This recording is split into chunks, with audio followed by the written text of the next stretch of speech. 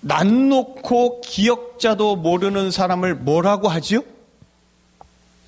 무식한 사람? 아니요, 외국 사람. 누가 대통령을 떨게 만들 수 있는지 아세요? 야당 대표? 아니요, 청와대 보일러 기사입니다. 소방관과 경찰이 싸우면 누가 이깁니까? 소방관이 이깁니다. 왜냐? 물불 안 가리기 때문이죠. 자, 우리가 알고 있는 게 전부가 아닐 수 있어요. 예수님은요, 사랑하는 자를 위해 물불 안 가리고 십자가에 자신을 내던지셨습니다. 그리고 십자가의 죽음으로 우리는 죄와 사망으로부터 거저 공짜로 승리하게 되었습니다. 예수님이 거저 주시는 놀라운 그 승리의 은혜가 우리가 이전까지는 잘 몰랐을지라도 이제는 확실히 알아서 우리에게 충만하시기를 소망합니다. 자, 자기가 원하는 검을 딱 하나 살 수 있다면, 딱 하나 구할 수 있다면 사람들은 어떤 검을 원할까요? 아마도 엑스칼리버 같은 막 전설의 검을 찾으러 다니지 않을까. 지지부진했던 인생을 단번에 승리로 만들어줄 확실한 검.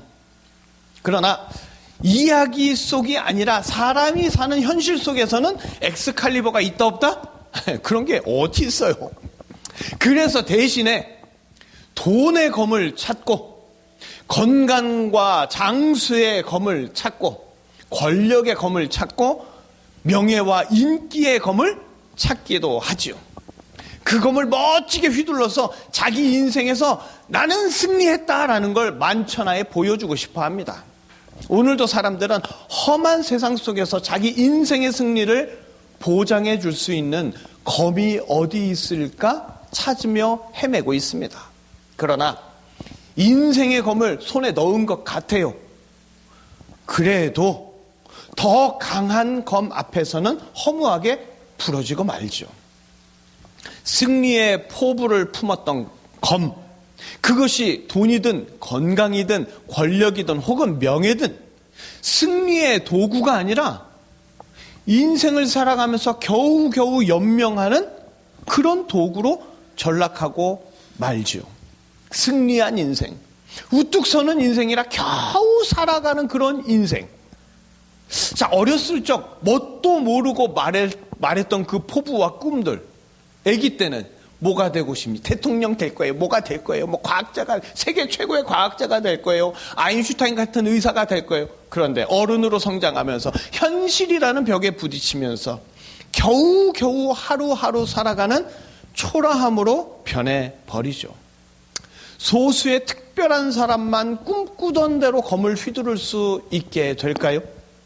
돈이든 사회적인 위치든 검을 들기는 들었는데 뭔가 이룬 것 같기는 한데 뭔가 멋지게 내 손에 들어온 것 같은데 보면 볼수록 살아갈수록 내 검은 세상 앞에 초라해지는 것만 같습니다.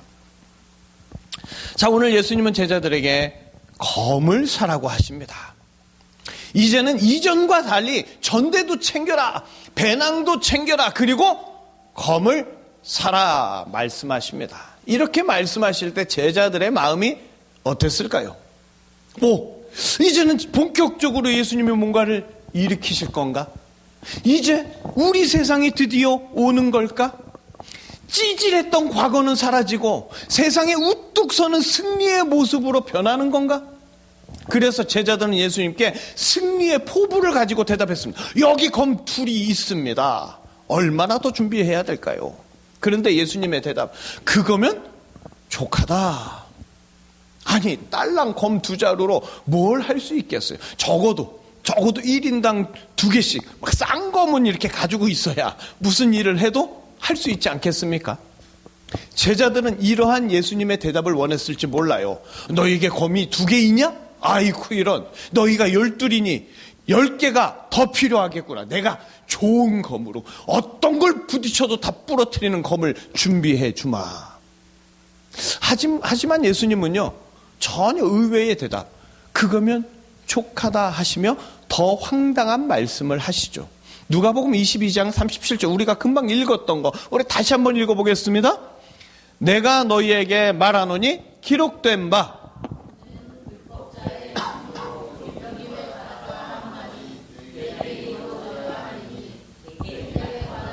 이루어져 가민이라. 아멘. 불법자의 동류로 여김 받는다는, 어떻게 보면 참 재수없는 말씀만 하세요. 아니 기껏 검을 사라, 검을 준비해라 하시더니 불법이다. 아니 그러면 어쩌시자는 거예요. 예수님은 이전에도 종종 내가 죽는다, 내가 돌아간다, 뭐 이상한 말씀들을 하신 적이 있죠. 그러니까 제자들이 지금 해야 될 건 크게 신경 쓰지 말고 일단 검을 준비하라고 하셨으니까 더 좋은 검을 충분히 많이 준비하면 되지 않겠습니까? 그래야 예수님을 도와서 큰 일을 할 수 있지 않겠어요? 제자들이 지금부터 검을 사기 위해 바빠질 것 같지 않으십니까? 그런데 인간은 언제부터 이 검을 준비하려고 했을까? 처음 인간은 하나님이 허락하신 에덴 동산에서 어떤 검도 어떤 무기도 준비할 필요가 없었어요. 인간의 손에 검이 없어도 하나님만 붙잡고 있으면 인간은 어떤 패배도 어떤 절망도 없이 늘 승리의 기쁨으로 살 수 있었습니다. 그러나 먹으면 죽게 된다는 선악과를 보면서 인간은 검이 필요해진 거죠. 마치 선악과를 하나님의 영역 밖이라 하나님도 어쩔 수 없는 그런 걸로 여기고 검을 들고 내가 하나님 도와드려야지 하는 식으로 인간은 선악과에 손을 댔습니다. 그렇게 하나님의 능력을 인간이 도와야 할 정도로 하찮게 여기면서 타락한 인간은요, 하나님을 붙잡던 손에 이제는 검을 붙잡으려고 합니다. 나 살겠다고 누구에게든지 검을 겨누는 인간, 급기야 하나님에게까지 검을 겨누면서 인간은 그것이 잘 사는 것인 줄 착각합니다. 그렇게 인간은 서로에게 검을 겨누면서 스스로 만든 각박한 인생, 팍팍한 인생, 멸망의 운명에서 헤어나오지 못하고 있습니다. 예수님이 검을 사라고 하셨죠? 하지만 그건 오늘 본문의 핵심이 아닙니다. 오늘 본문의 핵심은 뭐냐? 예수님의 죽으심. 예수님은 불법자의 동류, 곧 죄인이 아님에도 죄인처럼 죽으십니다. 다시 말해서 예수님은 죄가 없는 분으로 흠없는 어린 양이 되셔서 세상 죄를 지고 죄인들의 죄를 대신 다 지고 유월절 희생양으로 죽으십니다. 예수님이 죽으심으로 인간을 옥죄던 죄는 예수님의 보혈로 다 깨끗하게 씻겨지고 덮여져서 유월절 어린 양의 피가 문설주에 있는 집을 죽음의 사자가 넘어가듯이 예수님을 믿는 자, 예수님의 보혈이 있는 자마다 죽음이 넘어가게 되었습니다.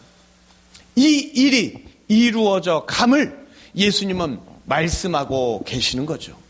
이 구원의 승리는 오직 예수님 홀로 이루십니다. 검을 사라고 해서 인간이 검을 들고 예수님을 도와서 뭔가를 하라는 게 아니에요. 예수님이 검을 사라고 한 건 그 검으로 스스로를 지키라는 의미였습니다. 제자들은 예수님이 잡히실 때 모두 뿔뿔이 흩어져 도망갑니다. 예수님이 죽으실 때 그리고 그 이후까지도 제자들은 같은 도당으로 잡히고 똑같이 죽임 당할까봐 꼭꼭 숨어 지내죠. 그렇게 도망갈 때, 꼭꼭 숨어 지낼 때 자기를 지킬 도구로 검을 사라고 하셨습니다. 전대도 챙기고 배낭도 챙기고 그래서 그걸로 연명하면서 있으라고 그렇게 살아서 예수님이 어떻게 죽으시고 예수님이 어떻게 다시 살아나시는지 예수님이 누구신지 분명히 알아야 한다고 당부하시는 말씀입니다. 예수님은 구원자이시죠. 홀로 구원을 이루십니다. 그러나 제자들이 걱정되어서 그저 살아만 있어 달라고, 처참하게 연명하더라도 어떻게든 살아서 예수님이 죽으시는 거, 예수님이 부활하시는 거 보고 깨닫기를 원하셨는 줄 믿습니다. 인간의 속담 중에 백지장도 거들면 낫다라는 말이 있죠. 당연히 하나보단 둘이 낫고요, 둘보단 셋의 힘이 낫습니다. 다다익선, 도움의 손길이 많을수록 사람들은 좋아합니다. 그러나 그건 한계가 뻔한 인간들의 이야기입니다. 예수님은 전능하신 신성이 가득한 분으로서 어떤 인간의 도움도 전혀 필요가 없는 분이십니다. 예수님은 홀로 이루시는 구원자이십니다. 예수님과 함께 하시는 분은 오직 삼위 하나님뿐이에요. 삼위 하나님은 하나의 목적, 곧 죄인들의 구원을 위해 함께 일하시죠. 구원받을 인간들에게 구원에 호응해달라거나 기왕이면 검을 들고 도와달라는 일체의 요청을 하지 않으십니다. 인간이 구원에 대하여 돕는다거나 참여한다는 건 사탄의 속삭임일 뿐입니다. 인간의 할 일은 뭐냐? 구원에 한 손 거두는 게 아니라 예수님이 이루신 구원에 감사하고 경배하는 일입니다. 모든 구원의 역사는 전혀 인간의 도움 없이 오직 구원자 예수님이 홀로 이루시는 줄 믿습니다. 이미 죄로 물든 타락한 인간 스스로는 아무것도 할 수 있는 게 없어요.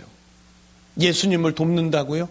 아니, 방해나 하지 않으면 다행이지. 늘 하는 게 죄를 지어서 방해하는 것뿐이에요. 힘없이 그렇게 죽음에 끌려가는 이 땅의 죄인들을 위해서 예수님이 홀로 구원하기 위해 이 땅에 오셨어요. 그러나 인간들은 예수님을 아무것도 못하는 양아치로 생각합니다. 예수님이 제자들에게 검을 사라고 할 때도 예수님이 하신 말씀의 뜻은 전혀 알지 못한 채 그 녹슨 철검 2개로 뭘 할 수 있겠냐고 예수님을 향하여 바보 같다고 멍청하다고 핀잔만 날릴 뿐이었습니다. 그리고 자기가 살기 위해 여러 검을 갈고 닦다가 결국 그 검의 방향을 예수님을 향하여 겨누더니 예수님을 사방에서 찌르며 십자가에 너덜너덜 매달았지요.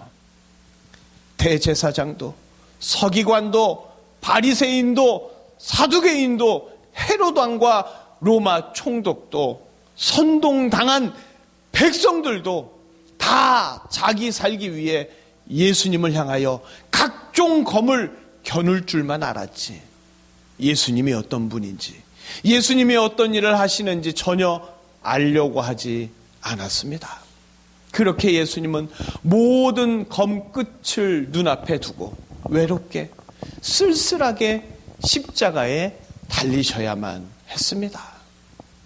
그러나 그 십자가에서 구원자 예수님이 홀로 불법자의 동류가 되셨기 때문에 진짜 불법자요 죄인된 인간들에게 죄와 사망을 이길 승리의 길이 열렸습니다.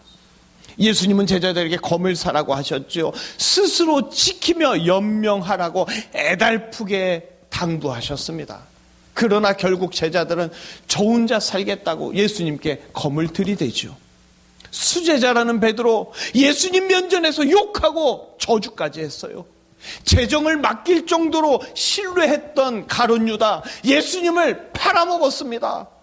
둘만 나쁜 놈이냐? 아니요, 나머지 10 제자들도 다 거깁니다. 모두 저만 살겠다고 예수님에게서 등 돌리고 주님께 검을 겨누었던 나쁜 놈들이죠.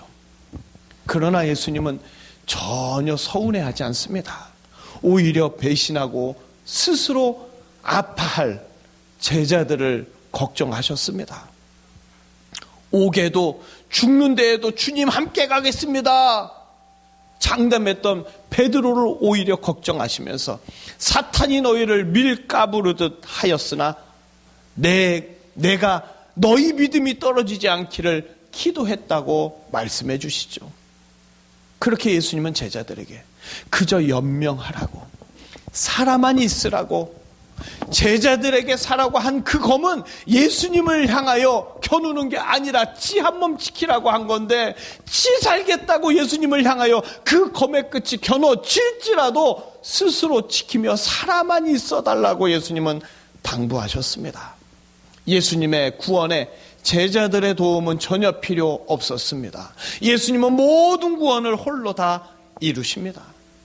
예수님은 제자들의 사정 이미 다 알고 계셨어요.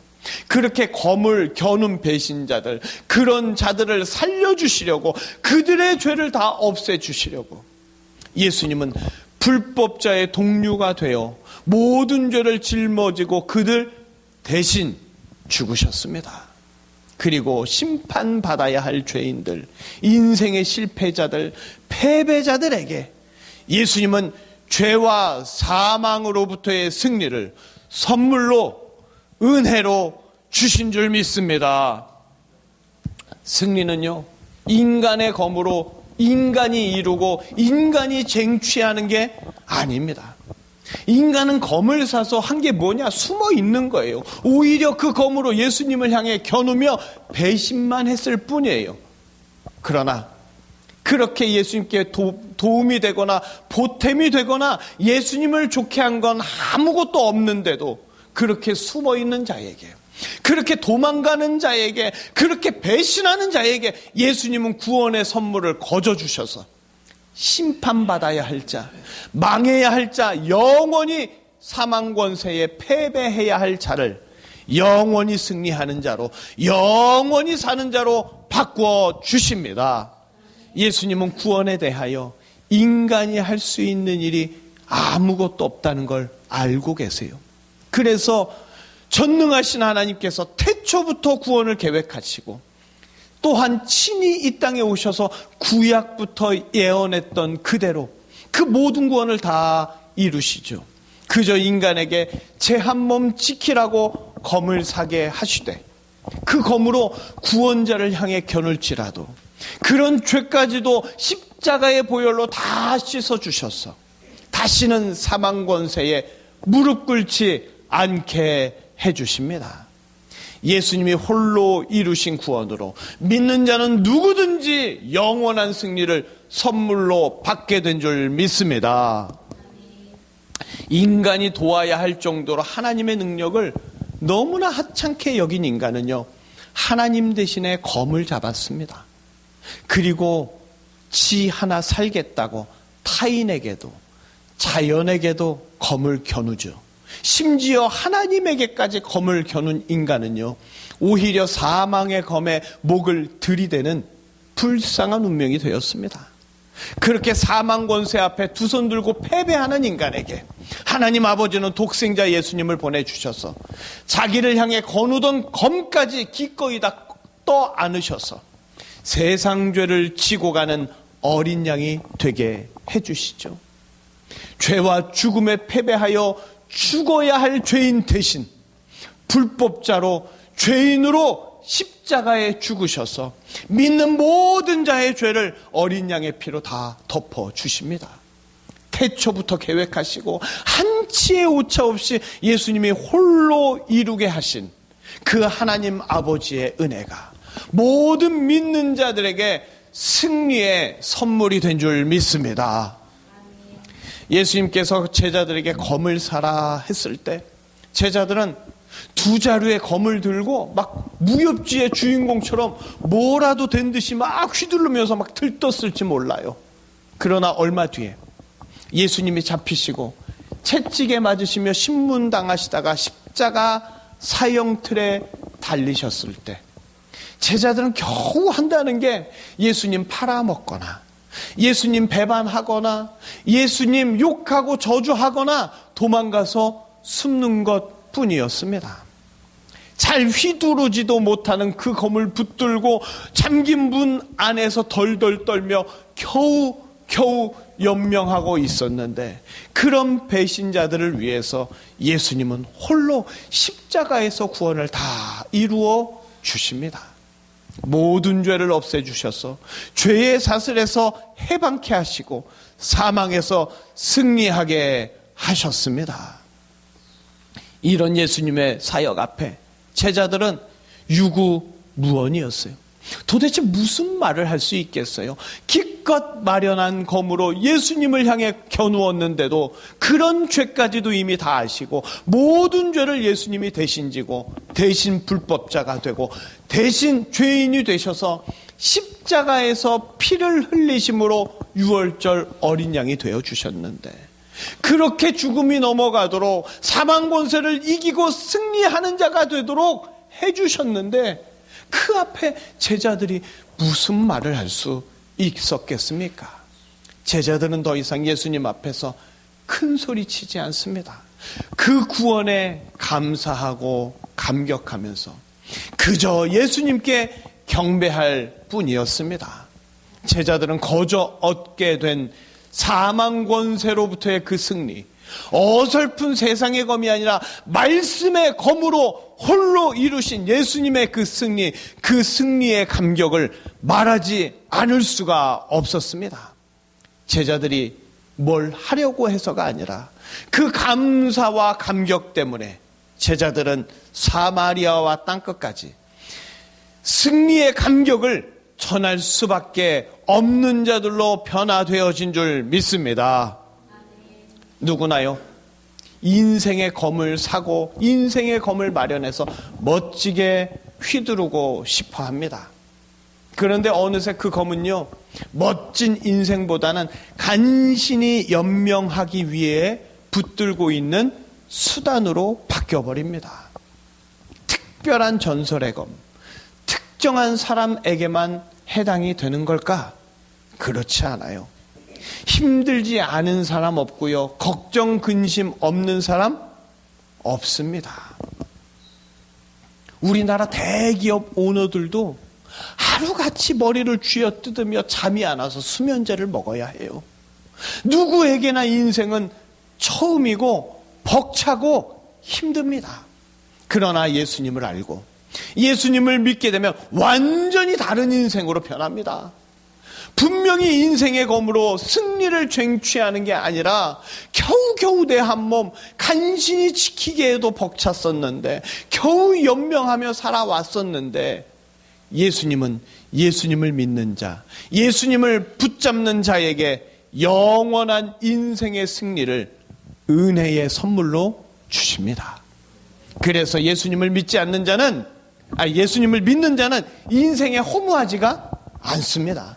100년도 안 되는 인생에서 아무것도 한 게 없는데도 예수님은 그에게 인생에서 가장 값진 보석을 찾아냈다고 칭찬해 주시거든요.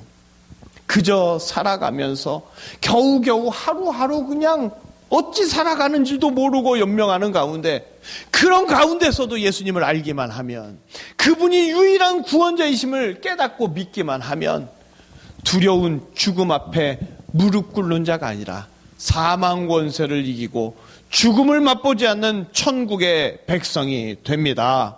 이 놀라운 복이, 말도 안 되는 엄청난 복이 누구에게나 활짝 열려있는 줄 믿습니다. 예수님을 믿고 따르는 자에게 성도라는 귀한 이름을 붙입니다. 그런데 막상 그 안을 들여다보면요, 성도라는 자들도 자기 살기 바쁘고 벅차서 자기 가진 검으로 예수님을 향해 거침없이 들이댈 때가 있어요. 아니, 나보고 이 사업하라고 허락해 주실 때는 언제고, 이거 막으면 어쩌자고 그래. 저 같은 목사도 그래요. 아니, 목회 기껏 개척해라고 그러는 건 뭐 이렇게 어떻게 하라고 그래. 예수님께 누구나 다 검을 들이댑니다. 그러나 성도가 세상 사람들과 다른 이유가 있어요. 뭐냐? 검을 들이댄 죄를 고백하며 회개하기 때문입니다. 가룟 유다는요, 예수님이 사라고 했던, 스스로 지키라고 했던 그 검을 내버리고요, 마치 자기가 벌인 일에 자기가 책임지면서 뭐라도 하겠다는 듯 스스로 목을 매달았어요. 그렇게 가룟 유다는 예수님의 죽음과 부활을 전혀 보지 못했고요, 예수님이 어떤 분인지 전혀 알지 못했습니다. 그리고 가룟 유다는 영원한 죽음에 삼켜졌습니다. 성도는 예수님이 사라고 한 그 검, 예수님이 마련하라고 한 인생의 검으로 예수님을 향해 때로는 겨눌지라도 예수님의 당부대로 구차하지만 하루하루 연명하면서 결국 예수님이 누구신지, 예수님이 어떤 일을 행하시는지 보고 듣고 느끼며 깨달으며 예수님께 돌아오는 자가 성도입니다.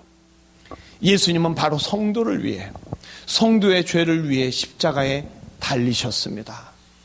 아무것도 한 게 없지만, 한 거라고는 죄밖에 없지만, 그럼에도 예수님이 홀로 다 이루신 그 구원의 승리를 누리는 자, 예수님과 함께 승리의 찬양을 부르는 자가 바로 예수님의 성도인 줄 믿습니다. 우리에게는 누구나 다 검이 있어요. 자기 인생을 살아갈 수단을 누구나 다 가지고 있습니다. 한때는 이 검, 이 수단으로 멋진 인생을, 빛나는 인생을, 모두가 우러러보는 승리의 인생을 살고 싶어 했습니다. 지금 그 검, 그 수단으로 남부럽지 않게 살고 있을 수도 있어요. 그러나 우리는 절대 착각하지 말아야 합니다. 우리가 인생의 검을 아무리 잘 휘두른다고 해도 예수님께 도움이 되거나 예수님이 하시는 일에 한 손 거둘 수는 없습니다. 우리가 아무리 헌신을 잘하고 많은 사람들을 도왔다고 해도 하나님 나라에서는 전혀 자랑거리가 되지 못합니다. 우리가 뭘 잘했다고 천국의 자격이 주어지는 게 아니에요. 천국에 들어가는 길은 오직 예수님 뿐입니다. 그의 보혈 뿐입니다. 구원에 인간의 조력은 전혀 필요 없습니다. 오직 구원은 절대자, 구원자 예수님이 홀로 다 이루십니다. 그러므로 우리는 우리 인생의 검으로 뭘 했다고 자랑하면 안 돼요. 그저 구차하더라도 자기 몸 지켜가면서 심지어 살기 위해서 예수님께 검을 겨누었더라도 예수님의 당부대로 연명하고 있는 게 중요합니다.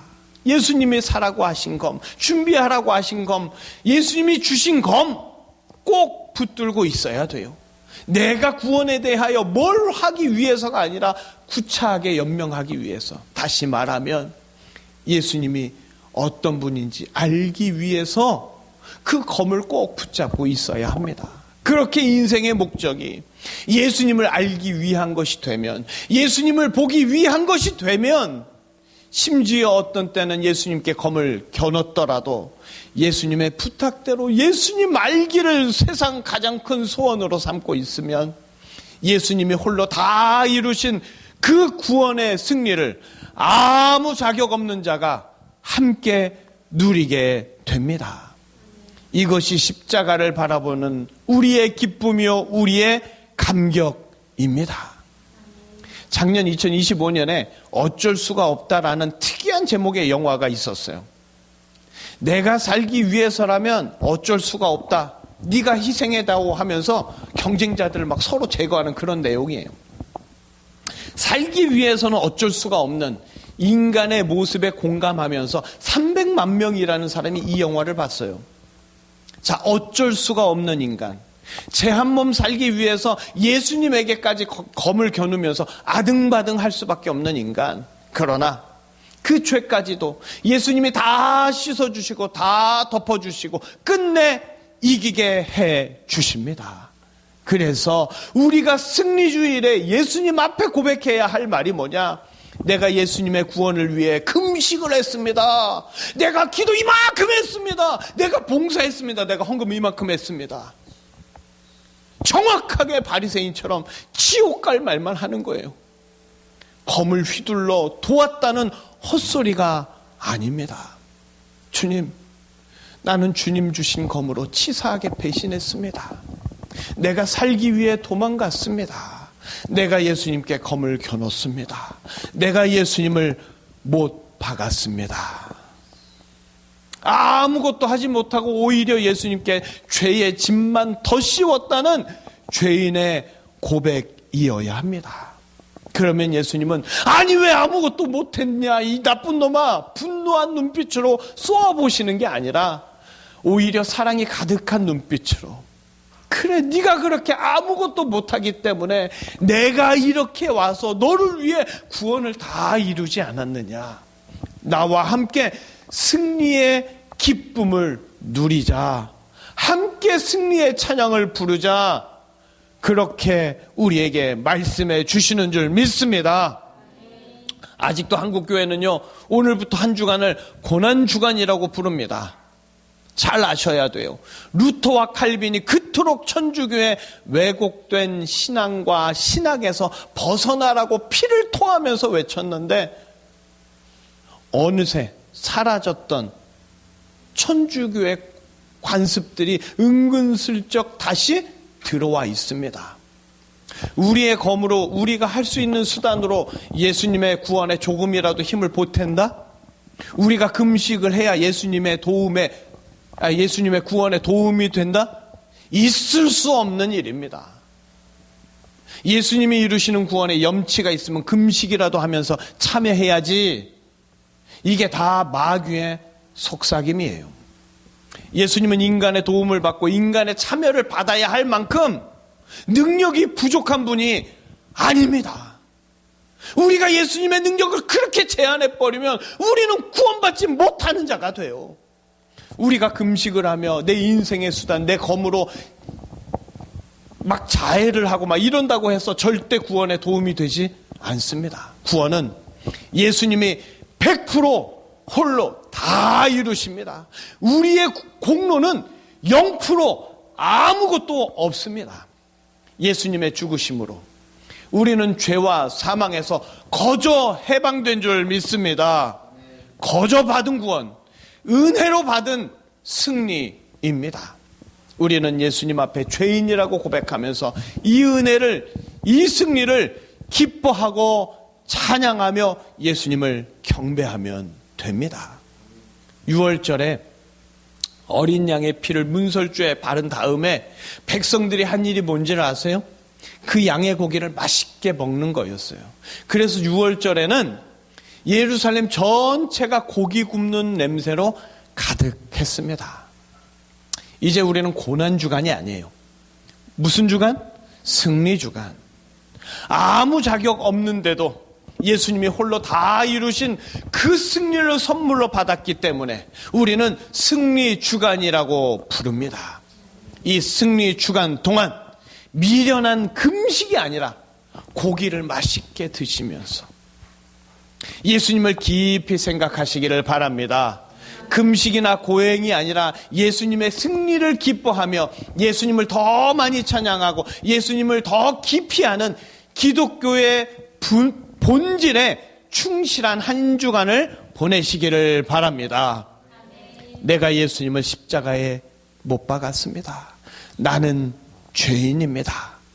그저 나 살겠다고 발버둥 쳐왔던 나에게 예수님은 홀로 이루신 구원의 승리를 선물로 주셨습니다. 그 말로 다 할 수 없는 은혜와 사랑을 기뻐하며 찬양합니다. 이렇게 고백하시면서 어느 때보다 기쁨과 감격이 넘치는 승리 주간이 되시기를 예수님의 이름으로 축복합니다. 기도하시겠습니다.